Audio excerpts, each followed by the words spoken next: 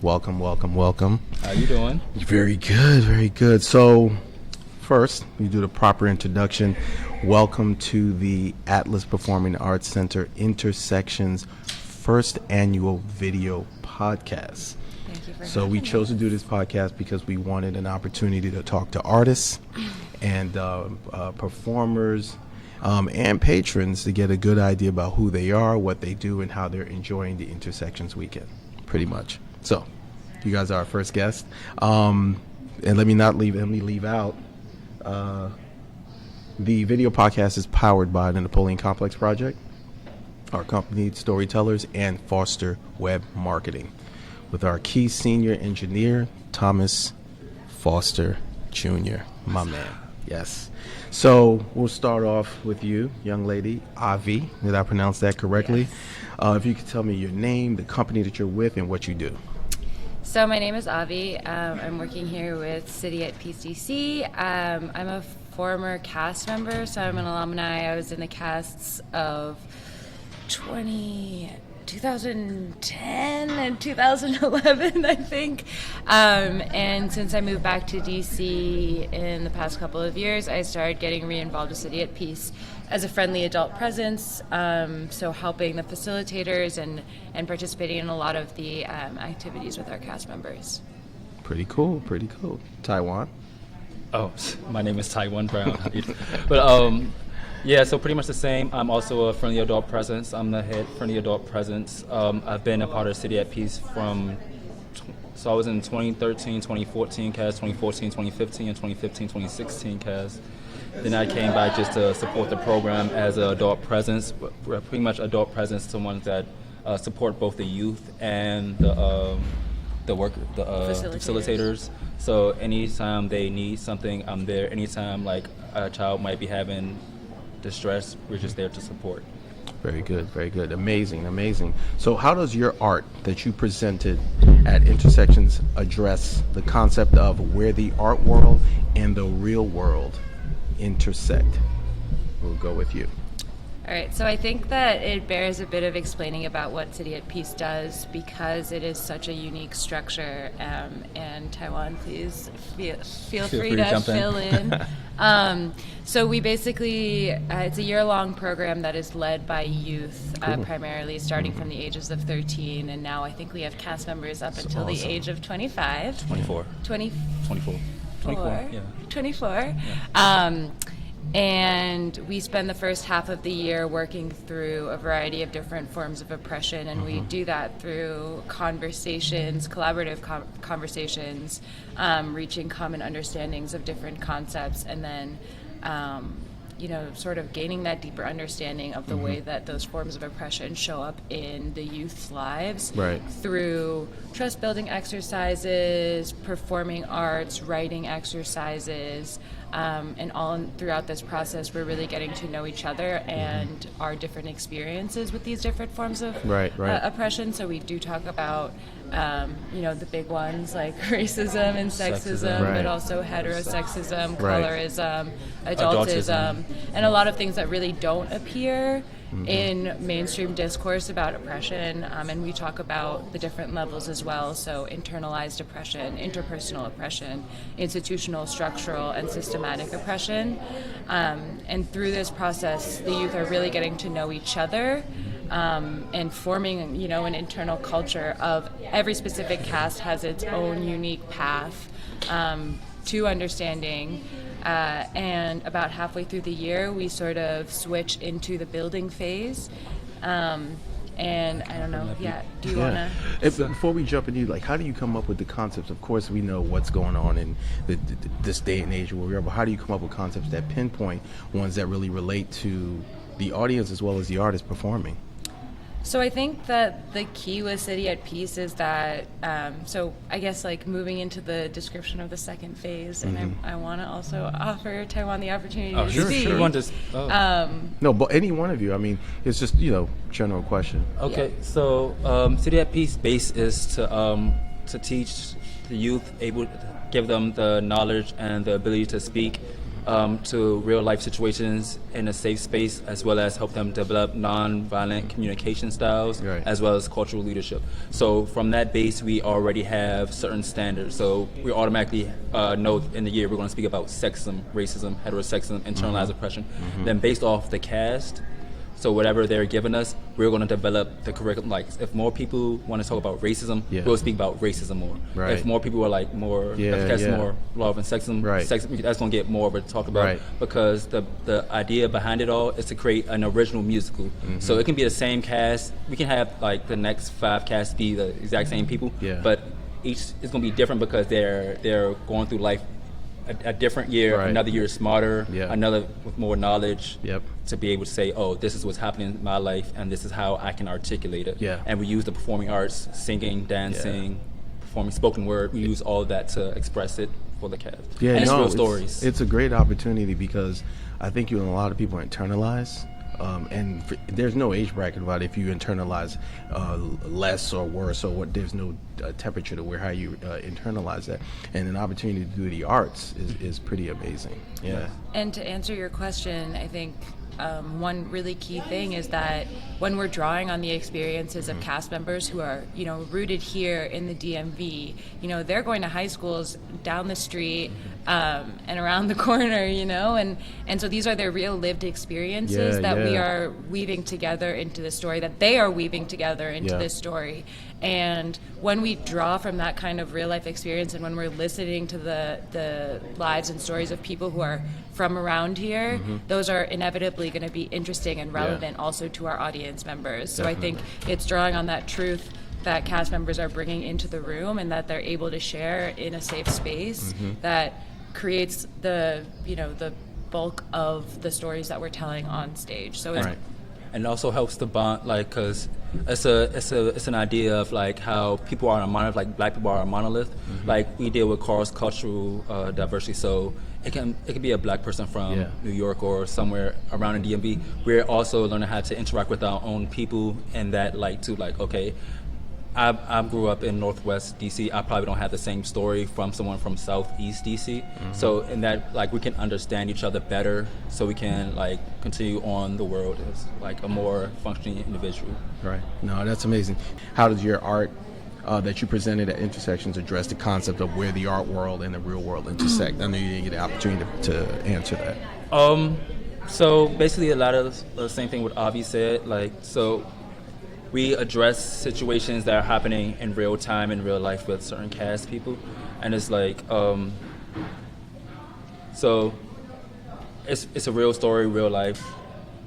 But we speak about real problems, different things in this workplace. We're able to speak about microaggressions, macroaggressions, in the work, especially in the workplace when youth figure out the language, all these things, and they can take the knowledge through nonviolent communication, and they can take that in the real world and learn how to be an effective worker, employee, as well as leader. Another part of it is we have a leadership program in City at Peace within the cast, because it's youth driven as well as youth led. So the youth are help developing the show to listen to all the works and everything they're developing the show from that. Yeah, no, that's perfect. That was going to also, so Can the I next. add one thing? Go for it. So I feel like something really cool about City at Peace that doesn't get talked about enough is the way that we use, on top of having these real stories, but the way that we really do use the arts as an avenue to express and then to relearn from our own experiences. So the cast members, all of the shows and all of the songs and everything are written for and about and by cast members. Yeah. Everything is improvised. The only thing that's ever written is an outline. Yeah. We improvise to write every single scene. Yeah. All of the cast members are playing their fellow castmates. So people are seeing themselves represented by other people. That can be a really painful and profound experience, but it can also trigger this process of reflection to say okay, how am I appearing throughout the world? Maybe how are other people being affected by my actions?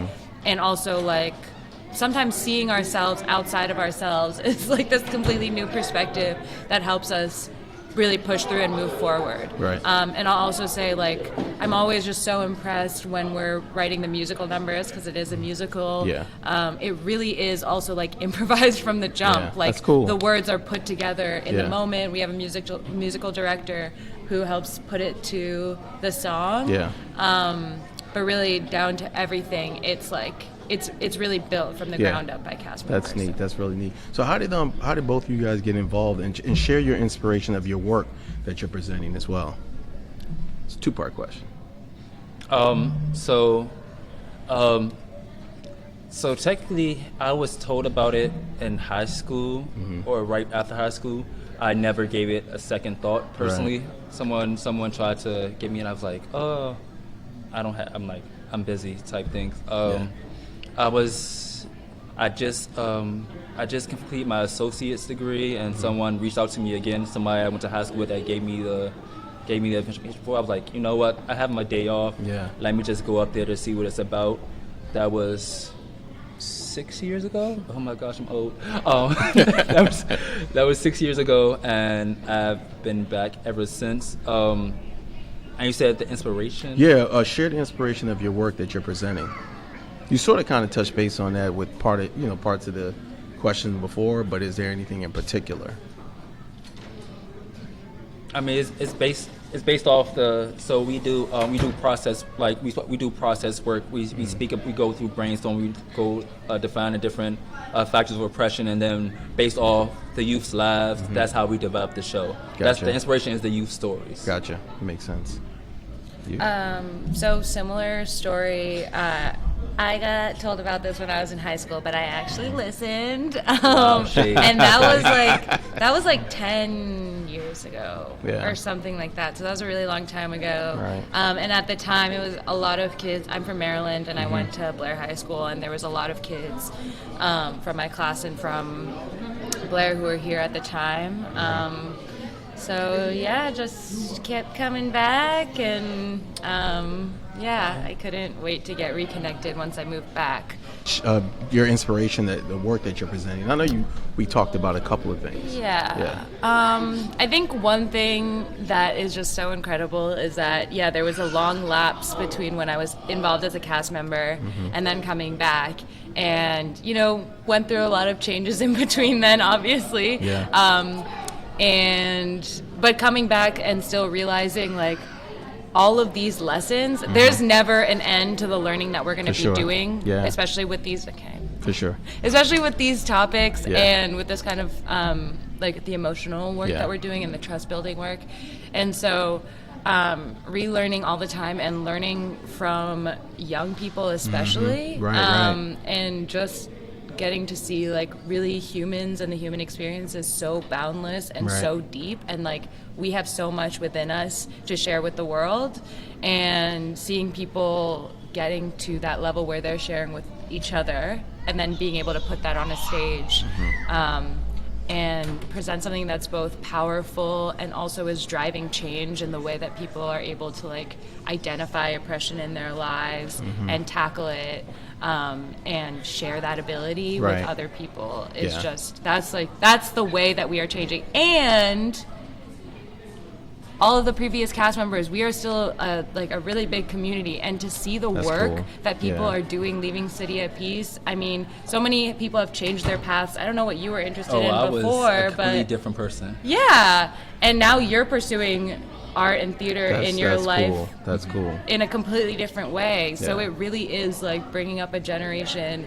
of artists and like critical thinkers and people who are out there like speaking truth and like teaching other people about these concepts. So it's really everything. That's awesome. We spoke a little bit about intersections. If you could explain what intersection is, but primarily tell us what you love about being part of the Intersections Festival. So from what I know about, I also work at the Atlas, which is crazy. It's a cultural mix. Like every different type of it's like with Asian dances, Latin dances. Right. So it's so many different communities diverse communities coming together to put on this performance, and it's a beautiful thing. We get to see different performances happening, and we get to support each other in this whole little essence. Yeah. Where I probably would have to go like to 4 or 5 different Venues. locations just Yeah, to like, right, and right. I guess you can all see this all once Yeah. in one little 2-week time frame. It's beautiful. All right. Tell us what you love about Intersections Weekend. You finished yours, right? Yes. So you're going into what you love about being part of it, and just. Is this your first time with Intersections? You've done it before. No, Yeah, we've yeah, done yeah, it before, yeah. but it's been a while. Yeah. So I think like what Taiwan said, like having so many different forms of art being represented and so many different groups here in one space is really incredible, showcasing the diversity of DC. We were just talking about how I think a lot of people come to DC and they really think it's all about the National Symphony Orchestra and all these very like high level like things that actually have nothing to do with DC, or these forms of art that have nothing to do with DC. And I think the Atlas Theater and just the Intersection Arts Festival in general have made it a huge priority to showcase things that are really rooted in and based in DC, like City at Peace. Right, that's pretty cool. So it's amazing. Well, look, I enjoyed talking to both of you. I knew it was short, but just to learn about City of Peace and what you guys do and what you represent is like beyond amazing. Like I definitely want to make sure that we get this information out. So once we're done, we're definitely going to make sure that you guys get copies of it and you can be able to spread it and share it as well. Okay. But whatever we can do to spread the word about what you do, All your right. amazing projects is really cool. So again, thank you. Oh, and I didn't mention, thank you for coming on. This is Artist Talk. Artist Talk. Intersection Weekends. Yeah. Artist Talk, so- Intersection Weekend. How Yeah. you doing? We City at Peace in the Yes, house. we are. Yes, sir. Is there like is that like a jingle or something that you guys do? Can you do it real quick? Oh my God. Come on, knock one out. Do it with City at Peace. You Gotta get it together. Just you and me. And all the world. It's you have to sing it with like 50 other people for it to but I really get it. work. I get it. you You know? get it. They'll get it. Yes. So look, thank you for coming on Artist Talk Intercessions Weekend, Intercessions Festival 2020, powered by Napoleon Complex Project, Exposure Media Project, and of course Foster Web Marketing, and my man Thomas Foster Jr. Thank you, Thank Thomas. you both. so much. Thank you All so right. much.